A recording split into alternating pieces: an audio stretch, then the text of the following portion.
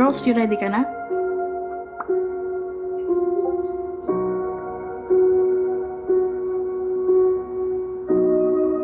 Okay.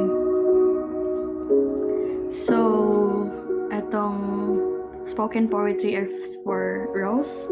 Title is Kamahal-Mahal Ka.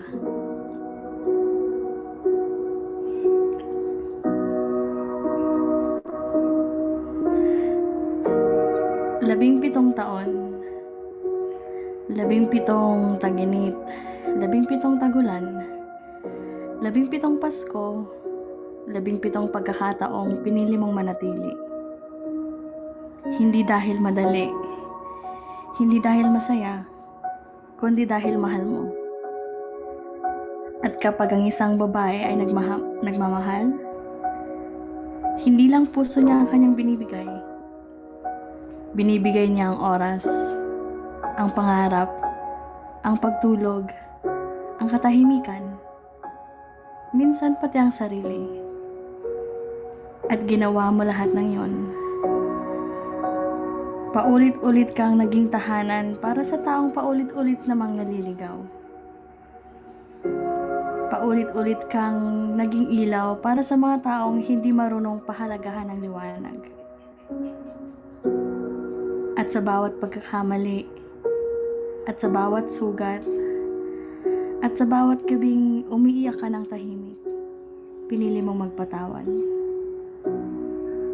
Hindi minsan, hindi 2 beses, kundi pa ulit, ulit, ulit, ulit. Hanggang sa hindi mo na mabilang. Dahil umasa ka, dahil naniwala ka, dahil inisip mong baka bukas magbago. Baka bukas, ikaw naman yung totoong piliin.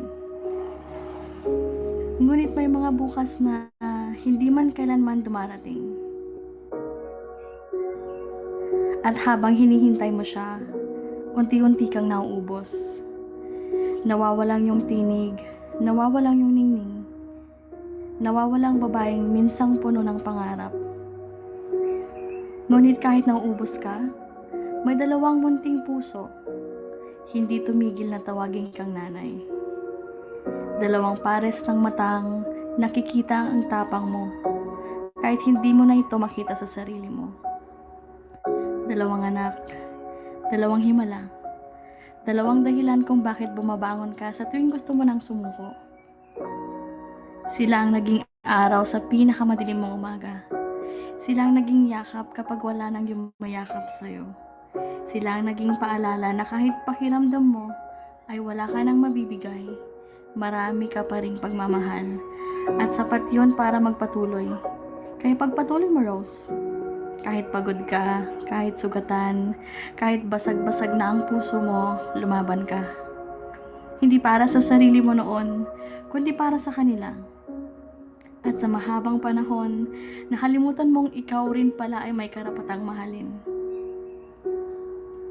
Ikaw rin pala ay may karapatang pakinggan.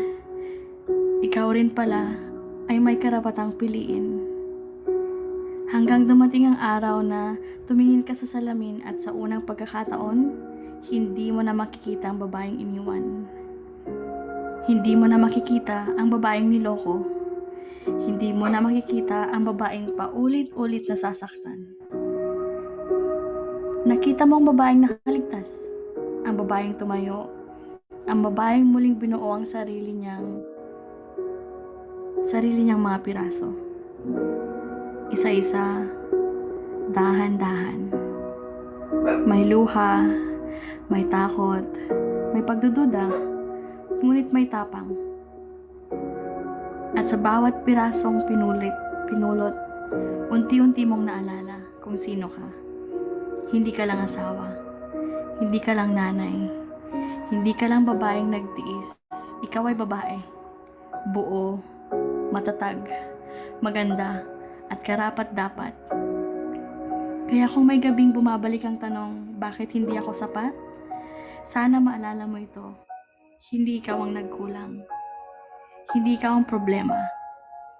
Hindi nababawasan ang halaga ng isang diamante dahil hindi ito nakita ng maling tao.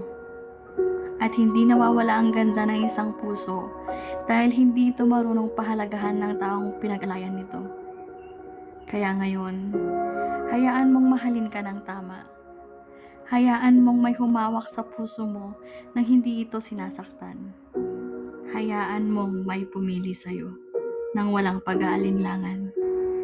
At higit sa lahat, hayaan mong ikaw mismo ang magmahal sa sarili mong muli. Dahil matapos ang 17 taon ng pagbibigay, panahon naman para ikaw ang makatanggap. Panahon naman para ikaw ang alagaan. Panahon naman para ikaw ang mahalin.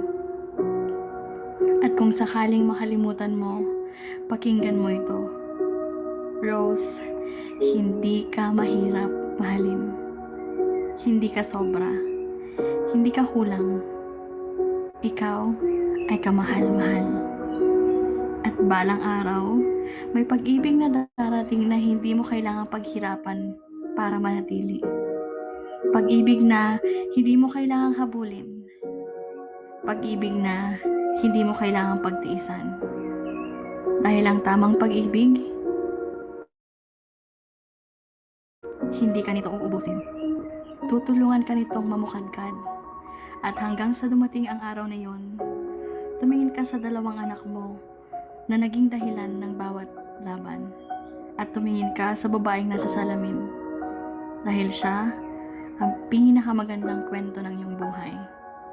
Siya ang patunay na kahit gaano ka nawasak, maaari ka pa ring mabuo.